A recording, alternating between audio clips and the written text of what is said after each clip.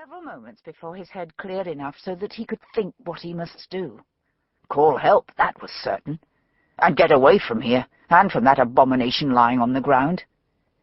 He straightened up, made for the gate, and closed it hard behind him, glad for the slicing wind from the east, even though it carried the raw iciness of the sea with it.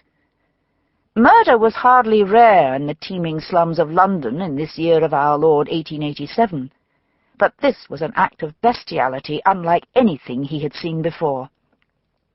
He must find another man to stand guard.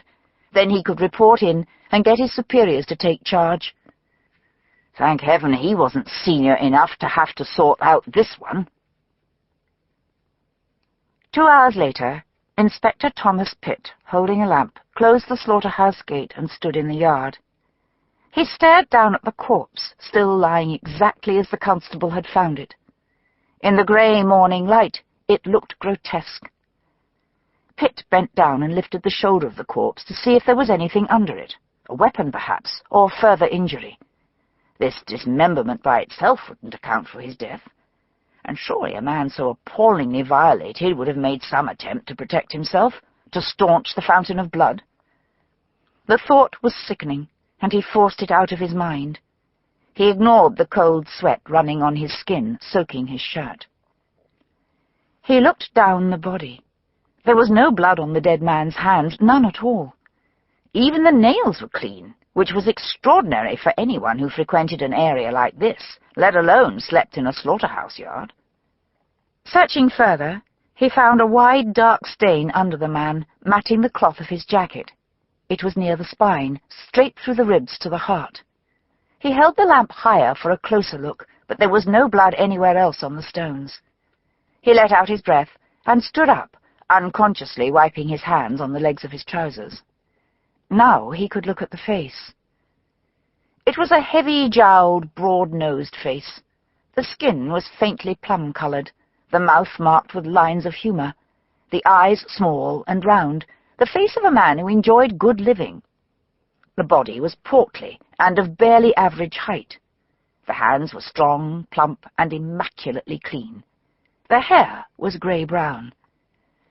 The clothes were made of thick brown wool, baggy in places from wear, and wrinkled over the stomach. There were a few crumbs caught in the folds of the waistcoat. Pitt picked one up, crushed it experimentally in his fingers, and sniffed it. Cheese. Stilton, if he wasn't mistaken, or something like it. Inhabitants of the Devil's Acre did not dine on Stilton. There was a noise behind him, a scuffle of feet. He turned to see who it was, glad of company. "Morning, Pitt. What have you got this time?" It was Meadows, the police surgeon, a man capable of insufferable good cheer at the most inopportune times. But instead of seeming offensive, his voice this time was like a sweet breath of sanity in a terrible nightmare. "Oh, my good God!" He stood beside Pitt and stared down. "Poor fellow." "He was stabbed in the back," Pitt said quickly. "Indeed?" Meadows cocked an eyebrow and looked at Pitt sidewise. "Well, I suppose that's something." He squatted down, balanced his bull's-eye lamp at precisely the right angle, and began to examine the body with care. "Don't need to watch," he remarked without turning his head. "I'll tell you if there's anything interesting. For a start, this mutilation is a pretty rough job. Just took a sharp knife and sliced. And there you are." "No skill?" Pitt asked quietly as he stared over Meadows' head at the dawn's light reflected in the slaughterhouse windows. "None at all, just—" Meadows sighed. "Just the most god-awful hate." "Insane?" Meadows pulled a face. "Who knows? Catch him, and then I'll tell you. Maybe. Anyway, who is this poor devil? Do you know yet?" Pitt hadn't even thought of searching the body. It was the first thing he should have done. Without answering, he bent down and began going through the man's pockets. He found everything he would have expected, except money, and perhaps he hadn't really expected that. There was a gold watch, very scratched but still working, and a keyring with 4 keys on it. One of the keys appeared to be a safe key, 2 were door keys, and one was for a cupboard or drawer, judging by its size, just what any middle-aged, moderately prosperous man might have. There were 2 handkerchiefs, both grubby, but of good Egyptian cotton with finely rolled hems. There were 3 receipted bills, 2 for quite ordinary household expenses, the third for a dozen bottles of a highly expensive Burgundy. Apparently a man of self-indulgence, at least as far as the table was concerned. But what mattered was that his name and address were on the bills. Dr. Hubert Pynchon, 23 Lambert Gardens, a long way from the Devil's Acre, in social standing and in every other aspect of the quality of life, if not so very far as the London sparrow flies. What was Dr. Pynchon doing here in this slaughterhouse yard, appallingly murdered and maimed? "Well?" Meadows asked. Pitt repeated the name and address. Meadows' face creased into comic surprise. "How very unlikely," he observed. "By the way, he was probably unconscious and damn near dead by the time they did this to him." He gestured toward the lower part of the body. "If that's any comfort.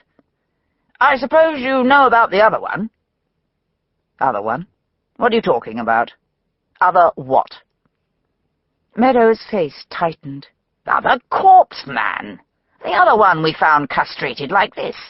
Don't say you didn't know about it." Pitt was stunned. How could he have failed to hear of such a monstrosity? "Some gambler or pimp," Meadows went on. "Other side of the acre, not your station. But, as I said, he was emasculated too, poor sod, though not as badly as this one. It looks as if we've got some kind of maniac loose. Managed to keep the papers from making too much of the first one. Victim was the sort of man that's always getting knifed. They do in an occupation of that kind." He stood up slowly, his knees cracking. "But this one's different. He'd seen better times, perhaps, but he still ate well. And I'd say at a guess that his shabbiness might be more of an eccentricity than a lack of means. His suit is pretty worn, but his linen is new and reasonably clean. Not had it on more than a day by the look of it." Pitt thought of the Stilton cheese and the immaculate fingernails. "Yes," he said flatly. He knew Meadows was staring at him, waiting. "All right. I suppose if you've finished here, we'd better have him taken away. Do a proper autopsy and tell me anything else. If there is anything." "Naturally." Now came the worst part. Once again, Pitt mentally debated whether he could delegate the task of informing the family, the widow, if there was one. And, as always, he couldn't escape the conviction that he must do it himself. If he did not, he would feel he had betrayed both the junior he sent and the bereaved he might have comforted. He gave all the necessary orders to the men waiting outside. The body must be removed, the yard sealed off, and searched for anything at all that might render a clue as to who had done this thing. A search must be initiated for vagrants who had been in the area, for lodgers who might have been returning home, for idle prostitutes, for someone who might have seen something. Meanwhile, he would go to number 23 Lambert Gardens and inform the household, at this hour probably just sitting down to breakfast, that their master had been murdered. Pitt was met at the door by an extremely competent butler. "Good morning, sir," the man said politely. Pitt was a stranger to him, and it was too early for a social call. "Good morning," Pitt answered quietly. "I'm from the police. Is this the residence of Dr. Hubert Pynchon?" "Yes, sir, but I'm afraid Dr. Pynchon is not at home at the moment. I can recommend another doctor to you if your need is urgent." "I don't require a doctor. I'm sorry, I have bad news for you. Dr. Pynchon is dead." "Oh, dear." The butler's face tightened, but his composure remained perfect. He moved back a step, allowing Pitt to enter. "You'd better come in, sir. Would you be good enough to tell me what happened? It might be easier if I were to break the news to Mrs. Pynchon. I am sure you would be most tactful, but—" He delicately left the obvious in the air. "Yes," Pitt said, with a relief that struck a spark of guilt in him. "Yes, of course." "How did it happen, sir?" "He was attacked, stabbed in the back. I think he probably knew very little pain. I'm sorry." The butler stared at him in a moment of immobility. Then he swallowed. "Murdered? Yes. I'm sorry," Pitt repeated. "Is there someone who can identify the body? Perhaps someone other than Mrs. Pynchon? It will be distressing." Should he mention the mutilation now? The butler had regained his self-possession. He was in command of himself and of the household. "Yes, sir. I will inform Mrs. Pynchon of Dr. Pynchon's death. She has an excellent maid who will care for her. There is another doctor in the neighbourhood who will attend her. The footman, Peters, has been with us for 12 years. He will go and identify the body." He hesitated. "I suppose there is no doubt. Dr. Pynchon was a little less than my height, sir, very well built, clean-shaven, and of a rich complexion." He let the vague hope hang in the air, but it was pointless. "Yes," Pitt answered. "Did Dr. Pynchon have a suit of rough brown tweed, I should judge of some years' wear?" "Yes, sir. That's what he was wearing when he left home yesterday." "Then I'm afraid there can be little doubt. But perhaps your footman should make sure before you say anything to Mrs. Pynchon." "Yes, sir. Naturally." Pitt gave him the address of the mortuary, and then advised him of the nature of the other wounds, and that the newspapers would inevitably make much of it. It would be a kindness to keep the reporters out of the house for as long as possible, until some other event superseded the murder in the public eye. Pitt left without meeting the widow at all. She hadn't risen from her bed, and only in his imagination did he see her shock, followed by disbelief, slow acceptance, and finally the beginning of overwhelming pain. He must, of course, go to see the officer dealing with the other murder that appeared to be so similar.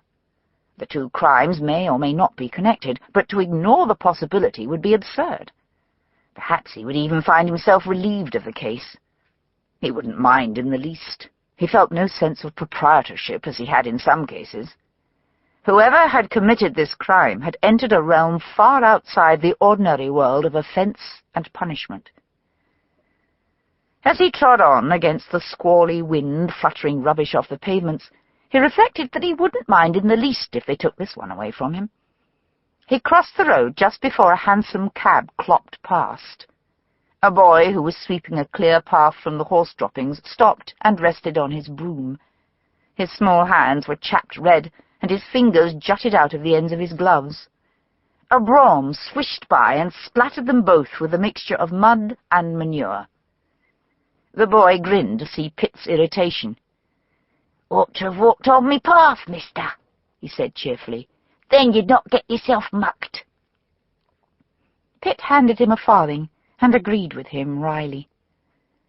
At the police station he was greeted with an unexpected warmth. "Inspector Pitt? Yes, sir.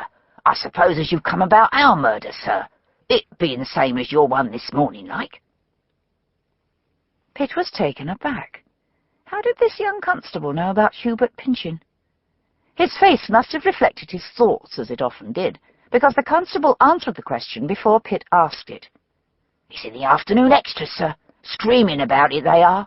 Downright horrible.